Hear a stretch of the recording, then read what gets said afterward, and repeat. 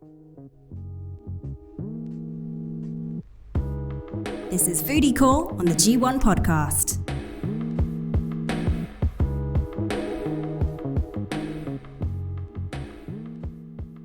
This is Thomas. I'm the private executive chef for the U.S. ambassador.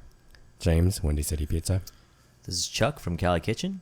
This is GP, and we are Foodie Call on the G1 podcast. Welcome back. Really quick, if you didn't catch our last episode, that was Restaurant Buzz, Soul, and Line Culture, episode 8. This is our 9th episode, guys. Yes, it is. Yeah.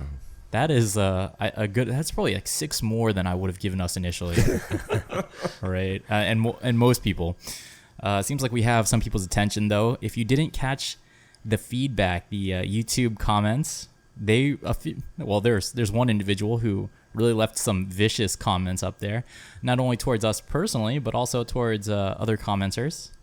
And man, how much sleep did you guys lose over that? 0. Oh man, I'm just so heartbroken.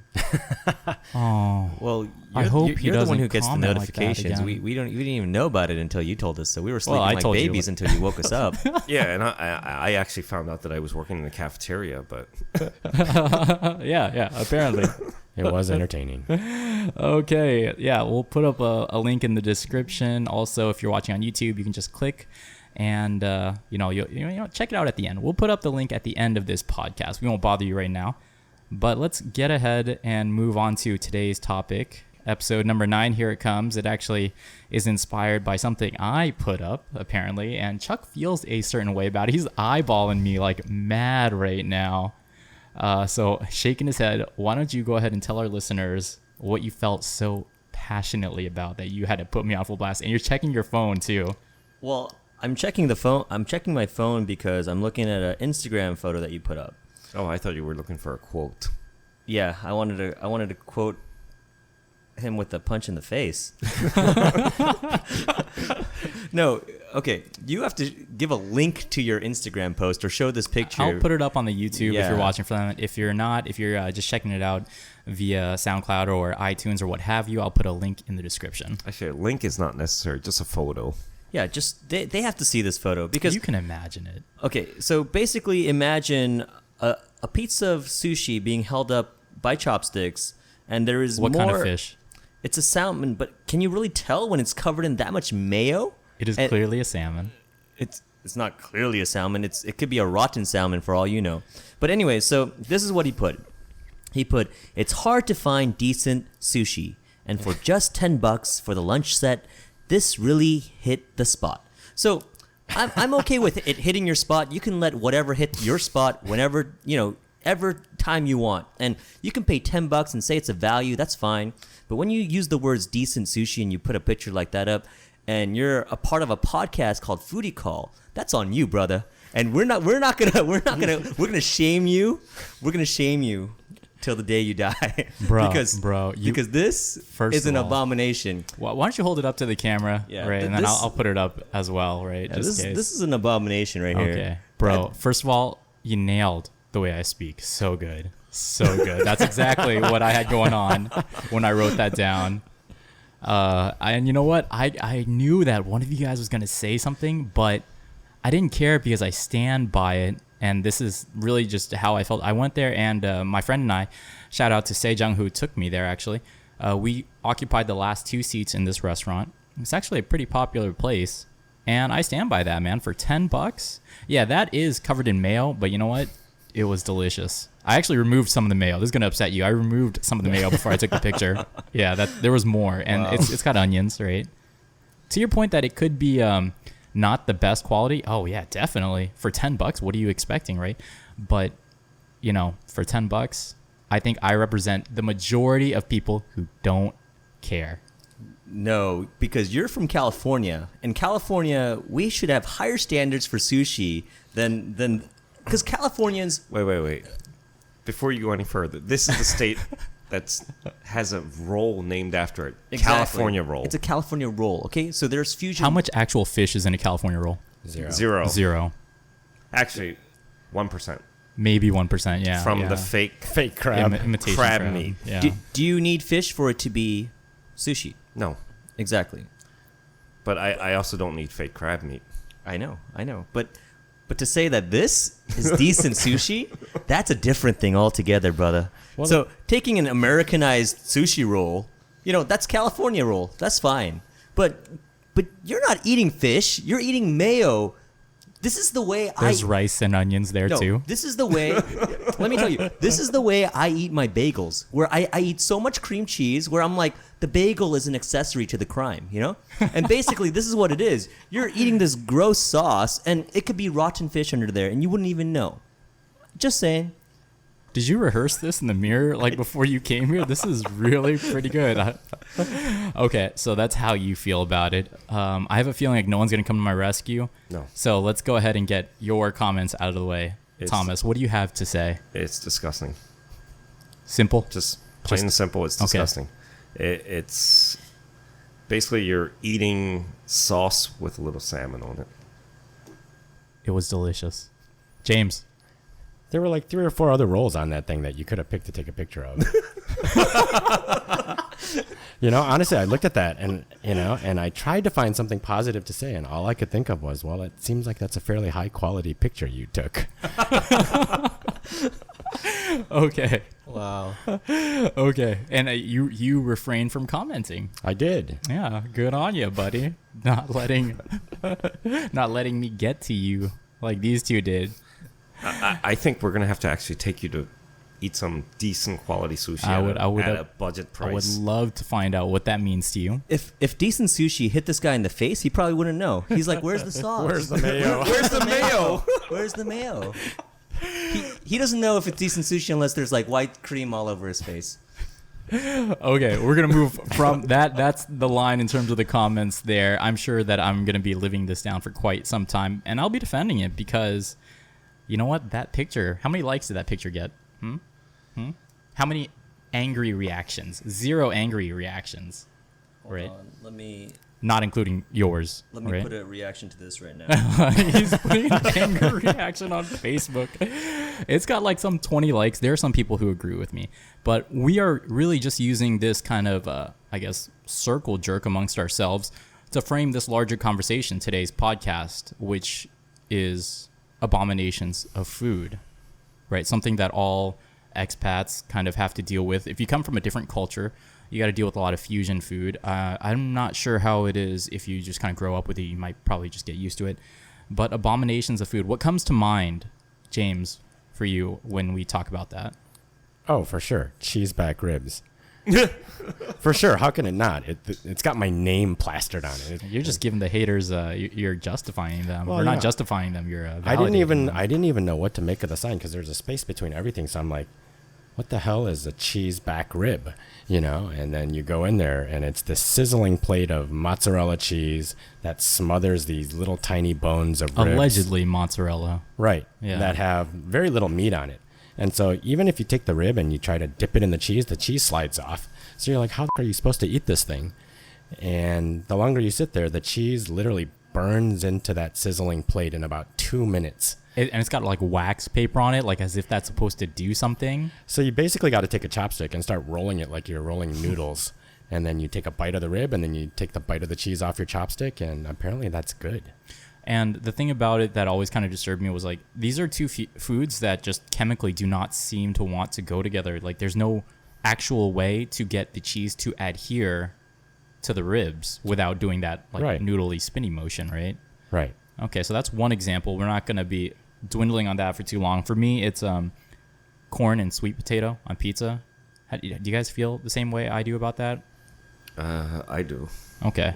I just actually before I came to Korea, I actually never had corn or sweet potato on pizza. So those were like 2 new things for me. So You're so uncultured. yeah. That is the debate, though. Is it culture? Is it creating a new type of fusion food, or is it an abomination? Well, I mean, for me, those things are abominations because I don't think that represents Korean food, What I mean by that is I don't think traditionally Korean food is supposed to be super sweet or super cheesy, but it has been. But like it's in become modern, that. in modern, yeah, Yes. yeah, modern renditions. But yeah, so I don't know. I think a lot of Korean food is very I have a lot of problems with Korean food, at least the modern kind, not the old school kind. For me, one thing I like to call it is I feel like they like to mask flavors. So, they'll take something spicy, they'll put cheese on top and say, oh, it's less spicy now. No, you're still consuming the same amount of spices. You're just covering it up with cheese so you don't feel it in your mouth. It's still, burning up your insides probably, right? And then there's a lot of things that play into it where when you layer flavors poorly or mask flavors, you're actually kind of doing a disservice to the ingredients and the whole dish, it seems. Actually, I don't know if this is really to validate your experience, but I remember the first time I made tteokbokki, it was for this hagwon I was teaching at maybe 4 years ago, and one of the teachers was teaching me how to do it, and she said, if it's too spicy, add more sugar. If it's too sweet, add more gochujang. And I was like, is this really the way you're going to solve this problem? And you're really going to give this to these children who are already bouncing off the walls anyway? Actually, the advice that she was giving you, that goes back to the cooking hagwons that are around here in Korea, or the cooking schools. And what they teach is that if something is too salty, you add more sugar. Or if something's too sweet, you add more salt. And these are the things that they teach, which is, from a cooking standpoint, it makes some sort of sense. I feel like from a basic flavor standpoint, it kind of makes sense. Yes. But there's something it seems inherently wrong. You're just... It is wrong. Yeah. Because instead of making it, if you made it too sweet, don't cover it up with salt or don't cover it up with anything else, but correct why you made it so sweet in the first place. So I understand where they're coming from, but as someone that comes from a cooking background, it just doesn't make sense to me why they would be teaching this. So this is apparently something that's taught. Hopefully we're moving past it now. We talked about corn, sweet potatoes on pizza, mayo on sushi, cheese on ribs. Pretty much anything on the Taco Bell menu nowadays is what I'm feeling is an abomination of food. And there's actually this new joint in Incheon that I want to bring up. If you're checking us out on YouTube, I'll put a link. I'll put a part of the video up on screen for you. It's this French, they're calling it French fusion. I don't know if it's right to call it that because it's fondue-esque. But it takes tonkatsu, pork cutlet, deep fried pork cutlet, and it puts it on a skewer, and you dip that skewer into a bowl of cheese, and you eat it that way. I can't imagine tasting that bad. Why's that? It's just fried pork and cheese. There's already cheese tonkatsu, right? Right, that's what I'm saying. So it's just extra cheese. But how's that different from your cheese kalbi? Because somebody was thinking, hey, if I dip this in cheese... Because, number one, the cheese kalbi is extremely expensive. Number two, it's almost impossible to eat. And number three, there's no meat on those ribs. Yeah, the cheese kalbi is absurdly expensive. So your problem is not with the concept. It's more with the execution. Or the price. Yeah. My problem with that thing is it just doesn't taste good. I feel like your underlying problem also is that it has your name attached to it. So that also doesn't help.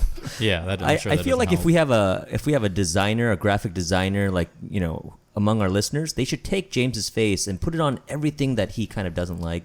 James, ribs. What? James's Chicago pizza. Just kind of make these little. Okay, so these places, they exist. They're out there. We won't really dwell too much on the fusion temps because we've talked about authenticity before. Check out that podcast. The link is somewhere. I'll put it up. But yeah, let's consider these abominations, these examples, versus the examples of successful fusion. So when I think of successful fusion, what comes to mind is kimchi fries, something that you can get here in Itaewon at a very popular establishment, Mexican Korean fusion. What makes that okay? What makes that something I crave versus fondue tonkatsu, which kind of makes my skin crawl a little bit? I mean, from a culinary standpoint, there are certain flavors that work together. And one thing that actually, for me, that always made sense was that Korean food and Mexican food, there's a lot of similarities between the two cuisines, even though that Korean people have yet to get on board with cilantro because of its pungent I flavor. heard it's a genetic thing. Anybody No, else hear that? So It's not genetic because actually when I first had cilantro, it disgusted the hell out of me the first time I ever had it. But after having tasted it over and over again, right. it's something now that for me, it's something that I actually crave. So for me, as far as I understand, the part that they say is genetic is that people have there's a certain like genetic population that have an inclination to taste it as if there's like a soapy like flavor to it. And for me, I actually think I'm a part of that in the sense that, yeah, I could see what they mean. But I don't ever want cilantro just like by itself. Usually, I want it as part of my meal. Yeah, You but know? who at the same time when you say that, who the hell just eats basil leaves just by itself? Exactly. I mean, but that's kind of what I'm going at. Is like most people have had a bad experience with cilantro, Okay.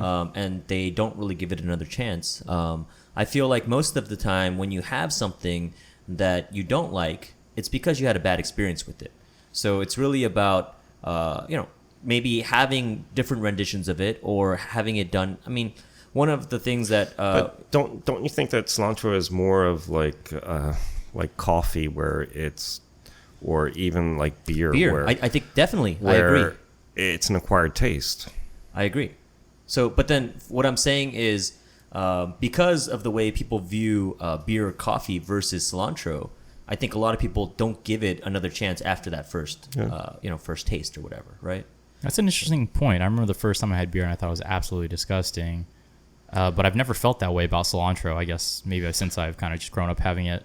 But it's like the first time like a foreigner has kimchi, Right.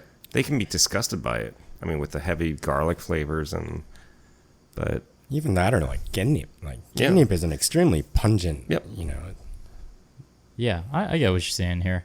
That's interesting. I never thought about it that way, but it makes a lot of sense. I actually started eating kimchi because I was broke as a college student, and one of my Korean dorm mates was like, "You can have this. I don't want to live here anymore." And so I had a lot of kimchi and rice, and then I just had that for breakfast every day and an egg. And I was like, oh, it's pretty good together. Anyway, that's my little story about how I really enjoy kimchi now. Moving on. So those things kind of go together well. Mexican, Korean but kind of go together I think well. the inherent flavors of Mexican food and Korean flavors, there's a similarity in terms of just like the strength of flavors, just like in your face flavors. Right. But I think you can draw a lot of parallels in the sense of when we think of samgyeopsal and kimchi, they go well together. Sure. The carnitas fries with kimchi you mentioned, that's pork and kimchi. I mean, these things weren't invented in Korea. You know, these were things that people were doing in the States, and then they brought it back to Korea. You know, so I mean, I just feel like more fusion is done, or not right, but as in like people are more adventurous about combining different foods, I feel, in the States, possibly. But there's certain foods that you can combine and it works really well together. Right. And then there's certain foods that don't go. So that leads Well- me to the question here. What styles of cuisines don't mesh well with Korean cuisine? I don't know if it's just cuisine in general, but it's ingredients, I think, that Okay. mesh well together.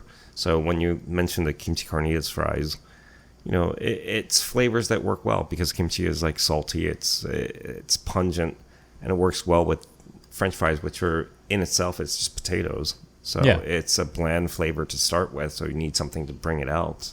And then the fat from the pork, and then the kimchi cuts through a lot of course, it as well. Fat so. goes with anything. Right. So I feel like a lot of fusion attempts have been made across the board, and some are just kind of kooky, and some are Yes. just flat out junk foody. yes. And you'll get that everywhere. But I feel like also I can't really spot out, I can't say like, oh, cuisine from this country really doesn't go well with cuisine from Korea, because that's just really not that developed yet, aside from Mexican and Korean fusion, which is still relatively new, only in the past like 3 or 4 years, and maybe Italian and Korean fusion. There's not been too many attempts to combine different cuisine techniques. I would say I haven't seen that many techniques, especially in Korea. I feel like that's just like starting now, like relatively recently. But I mean, I've seen stuff like Genni pasta. I've seen people using Korean ingredients, whether it's like gochujang or kimchi, even in pasta as well, and it being done better than I thought it would turn out. I'm like, oh wow, it's better than I would have assumed, But Japan's been doing that for a long time. But I mean, when you talk about getni pasta, I think it all comes down to execution. Exactly. Yeah. And if you poorly execute, even if it's not fusion, if you poorly execute a food, it's just going to taste horrible, no matter what. And we've all seen examples of that. So, if you execute and you think about, the food and you put some thought into it and you figure out how you're going to execute a certain number of ingredients, there's nothing that's out of the question, I think. Right. It just depends on how you're going to incorporate that. Well, I think that's a good point because I've been to restaurants where they make very European-style dishes, but they use Korean flavor bases for them. Okay.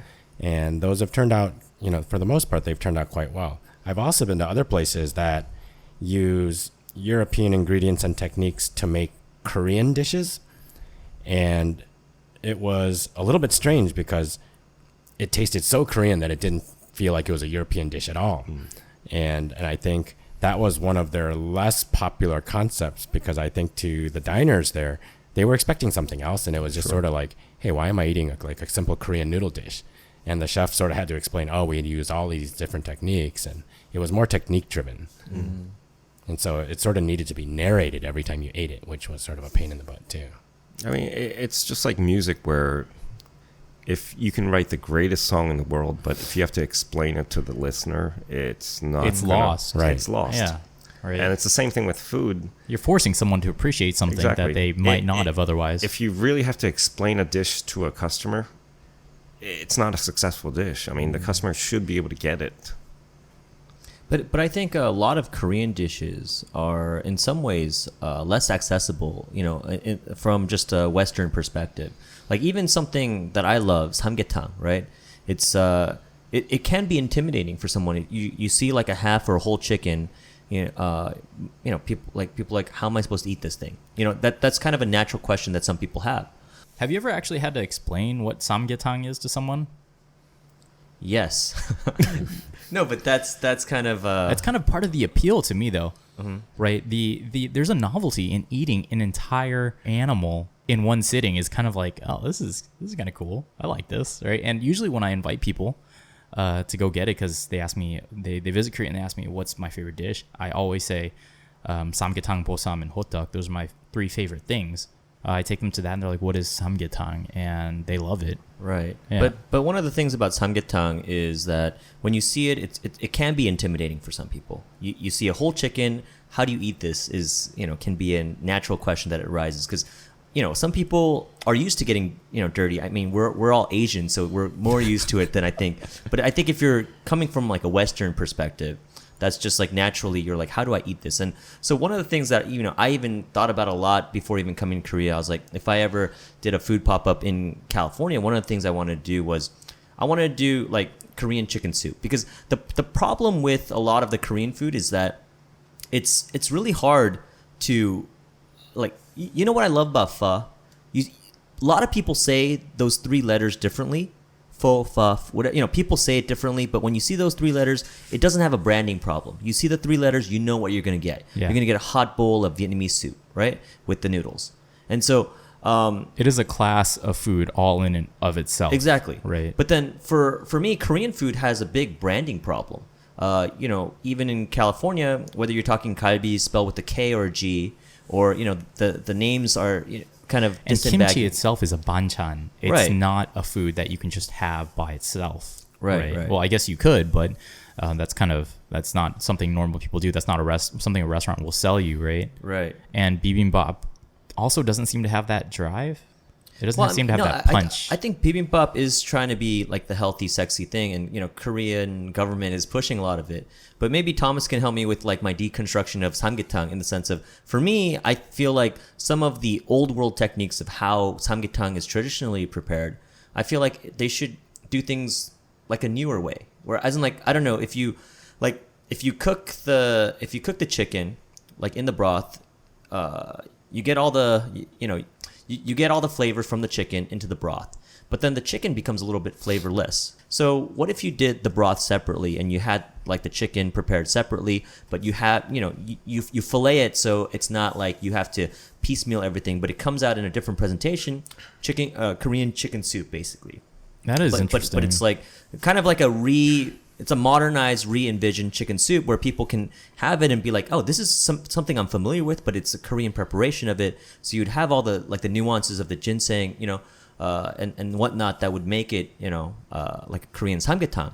But it would hopefully be a little bit more accessible or better communicating to the modern audience. And hopefully it'd be more flavorful or just as flavorful, So but in as a different way. Like, why not use French technique or Yeah. sous vide or like whatever to do certain parts of it to make it the best samgyetang you could ever have? Yeah. Because these are techniques that they didn't have in the past when they were making samgyetang, right? Yeah, absolutely. Actually, that reminds me of a samgyeopsal I had where like they smoked it or something outside first, or they maybe they charred it and then so it was kind of cooked, and then when it came out, you essentially just cooked the rest of it in front of you, and then you enjoyed it, and that was really, really good too. So that's been a thing here. Okay, diverting us kind of back to our original topic, abominations in food. A lot of these foods are not made with, I feel like they're not made with much consideration in terms of taste or technique in mind. For sure, technique Or even original flavors. or even original flavors, but they are made with something else in mind, and that is the all-powerful social media Instagram photo, right? And that's what it all comes down to. It's like, it's kind of a money grab, right? But it works. And so think about that when you're going to one of these places. Another big thing that I consider, and I know all of us actually consider an abomination of food, is spicy, like Yeah. overly spicy food. Yep. What's that? What is it? Scoville units? Is that the That's the measure of spice? measuring That's the units. measure. But a lot of Korean restaurants, they use capsaicin. That's the pure extract of the spice from a pepper. Okay. And is it in a powder form, or is it in a like a dropper form? It can be liquid or powder. Yeah. Okay. Have you ever used it in your food? Like, is this something people actually use in food in terms of cooking, or is it like something created specifically for? They do. I would say whenever you see a dish with pul in front of it, fire, so it's like pultak or fire, whatever, Yeah. that basically has a load of capsaicin in it. I mean, for me, the problem with heat or, spicy food is not the spice itself, but when it becomes only about that, you actually lose flavor. You're just, it's just more of a pain and like a reactionary thing versus actually trying to make something It's a taste good. bodily experience. You have that reaction where your face gets flushed. Well, spice is supposed to be it's supposed to be pain, right? Yeah, it's supposed to be pain, right? And to a mild extent, I kind of draw the line at yukgaejang. I consider yukgaejang food, right? I think most people do, and it raises my body temperature. Sometimes it induces a little bit of sweat, but it's still very enjoyable, Yes. right? And very cheap. I like that. But like bultak, I actually kind of enjoy bultak, but it does get to the point where you need to take a break from the food. And if you need to take a break from the food, I am second guessing why I'm even eating it. Or here in Korea, there's actually different restaurants, whether for whatever single food that they serve, whether it be galbichim, which is like the braised, beef Short rib. short rib, or whether it be jampong, which is the Chinese spicy seafood noodles, I guess. But they have certain restaurants that specialize in serving different levels of spiciness for these different foods. Right. And I've been to a bunch of these, and to me it seems almost gimmicky, where people are going there just to say, you know what, I had the spiciest level of this food. And It is a gimmick. I mean, put your picture on the wall, get your meal for Right. free, get that T-shirt, But right? when I eat these, it's not about the flavor. It's all about the spice. And there's no flavor when the spice is like so intense. And this is coming from someone that actually enjoys spicy food. It's about kind of making an ass out of yourself, right? In front of your friends, or for whatever reason, it's about grabbing a little bit of attention. Sure. And we bounce around the idea of actually doing our own abominations of food challenge, a spicy food challenge, which hopefully will be in the works sooner or later. Listeners can come out and join us. I know that you have a special spicy food that you're going to prepare. We're not going to talk about that right now, though, Thomas. Right? What about foods that are also gimmicky but don't necessarily induce pain, like Chuck sent us a video of a frog, and someone was going to eat it, but the frog is actually sawed in. It's cut. How would you describe the video, Chuck? Chopped up. Yeah, I would describe it as it's very like Hannibal Lecter, where basically you are eating a lot, like you're eating a fresh cut up frog, but the frog is kind of looking at you, saying, "Hey, what's up, buddy? How you doing today? How you doing?" It's flopping around. It seems like it's alive because it was cut in a way where half of its torso and its face still remains, right? That kind of thing. Would you be down for that, James? I'd eat that. Okay, so that's a different type of abomination I would describe. Yeah, it might be a little bit hard to look at the frogs, but that's what napkins are for. You just sort of cover it up. Wow. That's what napkins are for. Famous last words there. Okay, so it seems like we're all kind of on the same page about the spicy food things. They are somehow pretty sustainable. I went to a place that did the spicy champong, and it was really popular in like 2011 in Ulsan, and I was recently back in Ulsan, and the place is still there, and they're still serving that spicy noodles, so I guess people are still into it. Another thing that's been kind of making the rounds is size, sheer portion sizes. Wang tonkatsu, also going back to the tonkatsu, has been a huge thing where the plate, it is, they have to give you a special plate, like a plate that's meant to feed a family, and you two, Chuck and Thomas, are looking at each other. I want you to explain that look. I think you were the first one to go there. I was. So near the church that I attend, there is a tonkatsu place, and they advertise that if you could finish the tonkatsu, their king tonkatsu, the Wang tonkatsu, then you get the meal for free. That was actually the most attractive part of this for me, because and then also you get, if you're in the top 30 time-wise, then you get your face on the wall. For me, actually, the reason why I liked it is because the tonkatsu actually tastes okay. Sometimes you're like, this is just horrible. Why am I eating this? But you're like, no. I don't understand how easy it is. Like, it doesn't seem like it's something you can mess up, but a lot of places don't do a good job. Yeah. Right. But for me, it's like, if I was a college student in Korea, I would be going there regularly in order to get my face up on... Yeah, because for a it's piece a good like meal. This big. Let's describe the size here. Is it like... It looked like a manhole cover. Yeah, it kind of did look like that. The plate itself is like, I would say it's at least a good 20 inches wide, the plate. But the tonkatsu itself is maybe like a 13-inch MacBook Air. Okay. I think it's actually larger than that. I don't think so. I think you're overstating. I think it's maybe as broad as GP's shoulders. All right, so that's his totally... shoulders That's are only 13 inches. That's pretty damn big. I mean, it's within right here. It's definitely over 12 inches. It's less than 18 inches. Let's put it that way. Okay. But we're talking about the tonkatsu if you're just tuning in. Yeah, we're not talking about GP. Yeah. But Actually, I went there after Chuck posted his live feed on Facebook, and it was actually a pretty good, decent tasting tonkatsu. There was nothing wrong with it. I approve. Abomination or not? No, it's just a tonkatsu that happens to be big.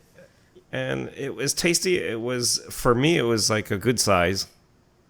And I actually went to dinner after that, by the way. I think that you represent a very special part of the population, like the cows of humans, where you have like 4 stomachs. You're very bovine in the way you eat.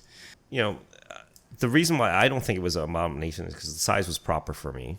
Yeah. It was a good tasting, tonkatsu. It was properly priced, or cheaply priced, actually, I would say. And it's your salmon sushi mayo. Yeah. So you finished. I actually, after I did not make it in the 13 minutes. So you didn't finish. I ate everything except half of the rice on there, because after they said, your time is up. So Jay, is this the second time Jay's beaten you? He didn't beat me, actually. We'll be talking about Jay Actually, he in didn't beat just me. a moment. Thomas, curb your pride for a second. That doesn't matter to the listeners, okay? So actually, in this particular instance, was it an abomination to you, Chuck? No, I mean, it was just a large tonkatsu. Okay. Yeah. I think when it does become an abomination, it's kind of like the spicy, where it's for the sake of being big, where it actually serves no purpose or clearly not meant for any individual to eat. Right. I think making big things is fine. That's not a problem. It's just that when it's big and it actually makes your experience worse, I think there's... Well, in this case, it was big, but it also tasted good. Yeah. So if it was only big for the sole purpose of being good and it tasted like crap, Right. then I would call it an abomination. But in this case, it was tasty. Right. I like that. I like that there seems to be a clear line in which we can tell people. Right. Okay. That's pretty good. Things covered in sauces very quickly. I have always had a problem with 탕수육 here. I always ask for the sauce on the side because I never know where they're going to give it to me, and it's just... I find 탕수육 like too sweet. Yeah, well, the sauce is just... It's like jam, right? A lot of people like to cover everything in Tabasco. Yes. How do you feel about that? I mean, you guys cook food, so when you guys serve something and it's meant to be eaten a certain way, and someone immediately asks you for sauce, how do you react to that? Well, you brought up Tabasco, but I'm not a big fan of Tabasco in the first place. I think it's one of the worst hot sauces. Well, your personal preference for Tabasco or whatever hot sauce aside, when someone takes your food and alters its flavor drastically by masking it with another marinade, another garnish, another flavor, are you offended? Offended, but I will appease. I think, sauces could actually add to the flavor of food, but there does come a point when there's too much sauce. Like when you're looking at a plate and it's got like red, white, yellow, pink, and green sauce all over it, then that tends to be a little bit much. I guess for me, it depends what it is. I think certain foods are meant to be sauced, and there is a certain liberty that people have, and they should be able to choose what sauces they put on it. But I think on the other hand, I think it can be very offensive if there is a certain intent and a thought behind. Like, if you ever went to go get Jiro sushi and you're like, oh, hey, hold on, I'm gonna put that mayo on this sushi, he should smack you across the face and boot you out of the country, right? I mean, like, don't you agree with that as well? Maybe not being booted out of the country, but I think it'd be offensive to him. Even the notion that he had mayo on hand within his restaurant would be probably quite offensive to him. If you haven't actually seen Jiro Dreams of Sushi, you won't know what we're talking about. It's an excellent documentary. Highly recommend it. Let's talk about this one particular. I find it. We're talking about sauces, right? And abominations.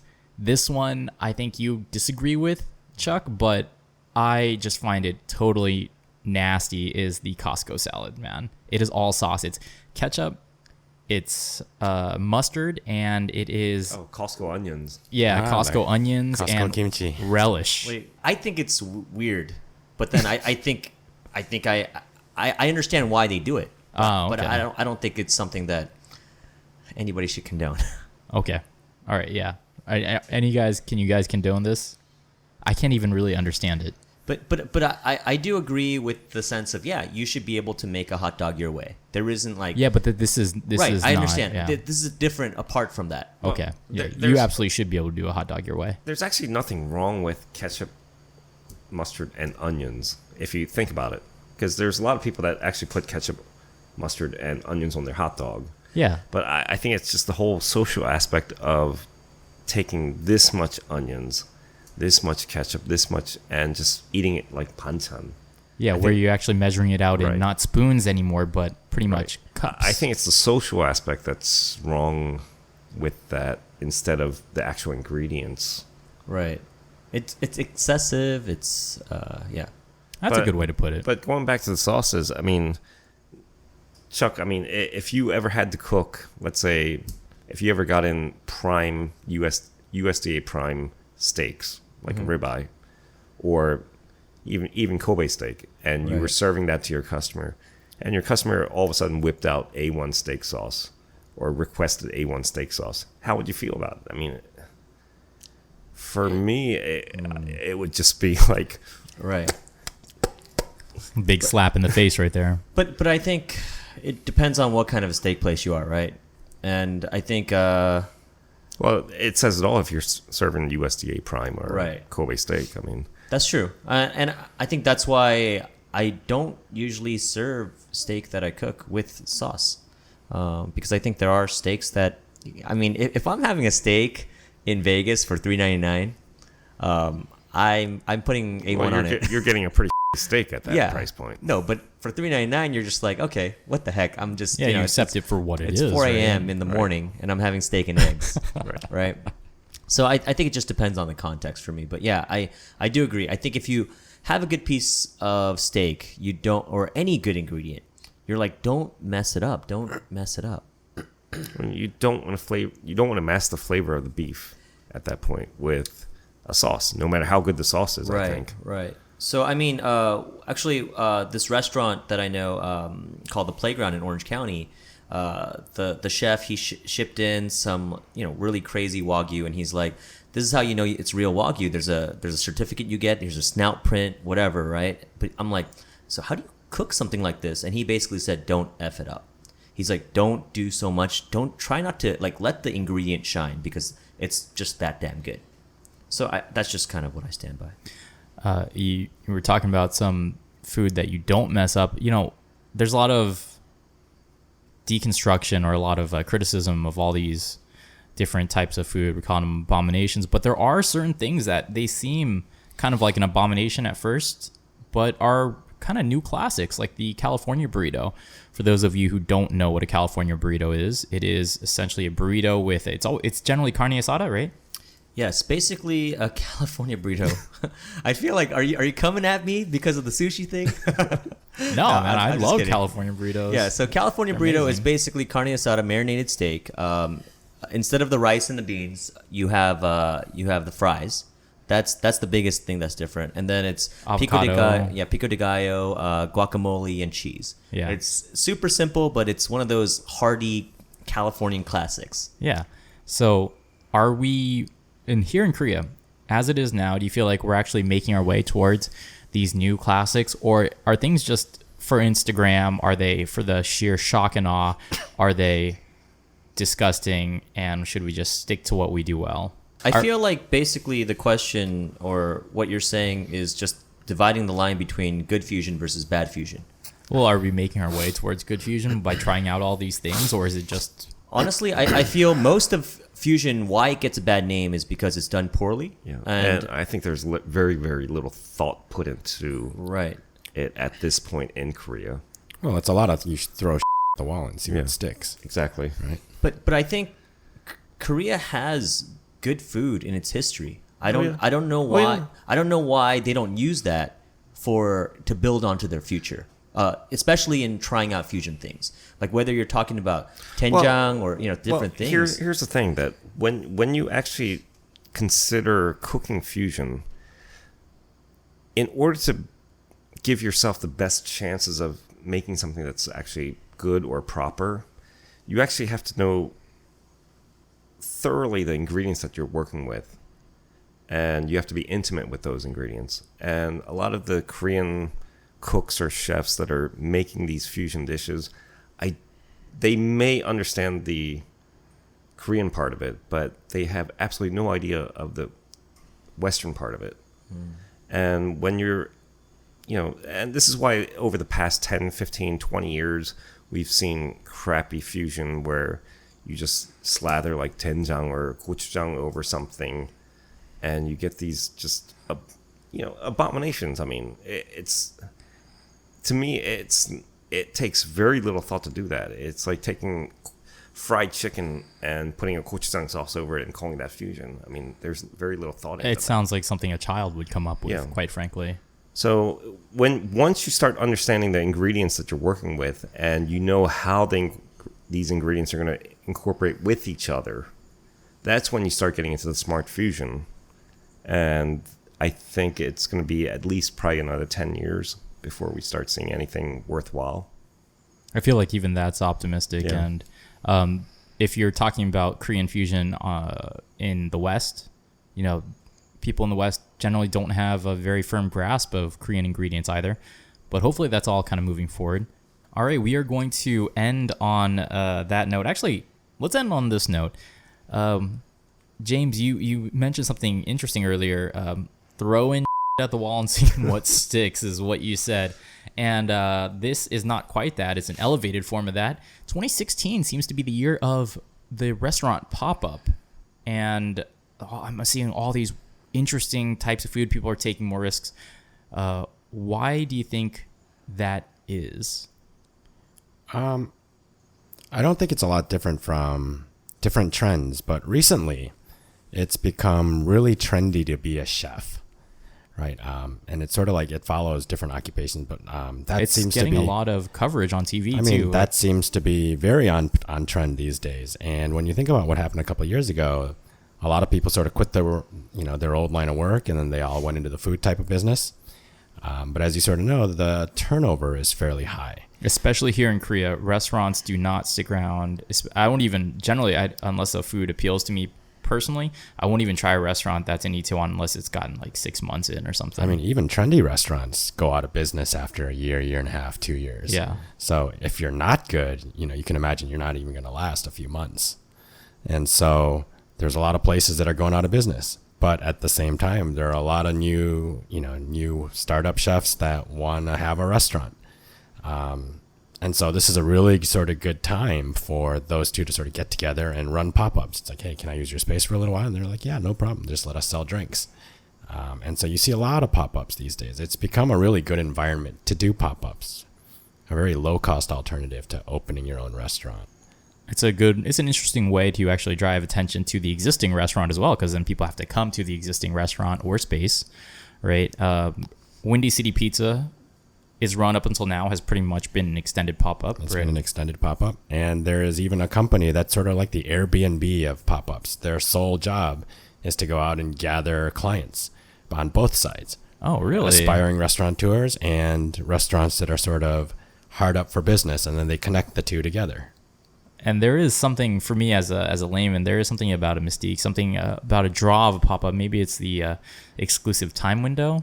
Do you guys resonate with how I feel about that? Are you slightly more drawn into it if it's a pop-up? I think it depends who's running the pop-up, though. If it's someone that you would like to taste their food or whatnot, then yeah, there's certainly a draw to that pop-up. So, all right. Well, speaking of these pop-ups, right? This is not just one long plug, but I do want to mention there that our good friend Jay is running a pop-up here at Cali Kitchen, our filming location today. Details on that, Chuck. When is that?